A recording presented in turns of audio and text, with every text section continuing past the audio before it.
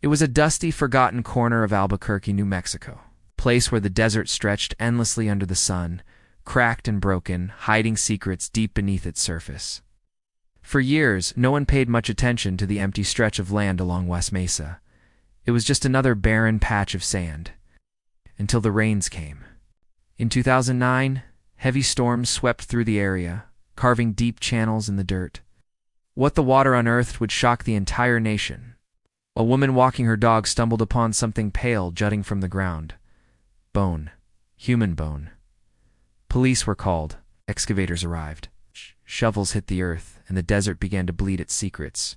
Not one body, not two. 11 sets of human remains were eventually recovered, most of them young women, some just teenagers. All of them dumped and left to rot under the burning New Mexico sun.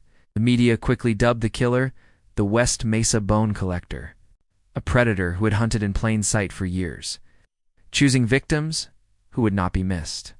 Marginalized women, often involved in drugs or prostitution, whose disappearances raised no alarms.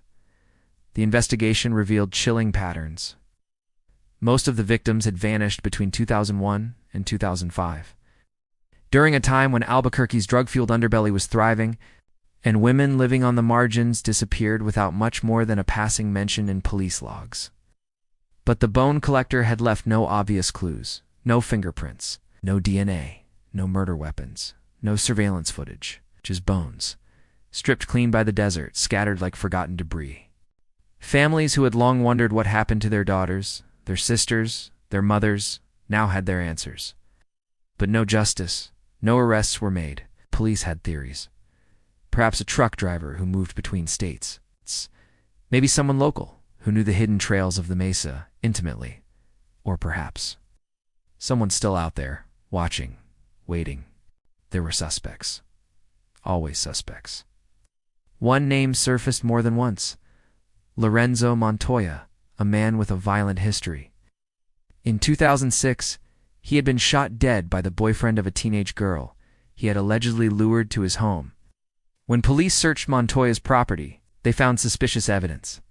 Ties to missing women, strange behavior patterns, and more. But the evidence was circumstantial. Montoya was dead. No way to interrogate him. No way to prove anything beyond a reasonable doubt. And so the case grew colder, like the shallow graves that once held those forgotten women. The West Mesa site was eventually filled in. Houses now sit atop the graves, family homes built on top of silent screams buried beneath layers of concrete and broken promises. Every so often, new tips come in, anonymous calls, faint whispers, sightings, yet nothing ever solid enough to bring a killer to justice. The victims' families still mourn. The desert still holds its breath. Somewhere, the truth lurks, just out of reach, just beneath the surface. The bone collector was methodical, patient, calculated. He understood the vulnerabilities of his victims, the blind spots in society. He didn't have to hide. No one was even looking, and maybe he's still out there, watching, waiting for the desert winds to erase what little evidence remains. If you found the story chilling, wait until you hear about another true horror where the killer might still be walking free. Click the video on screen now, and don't forget to like, subscribe, and turn on notifications, because evil doesn't sleep, and neither do we.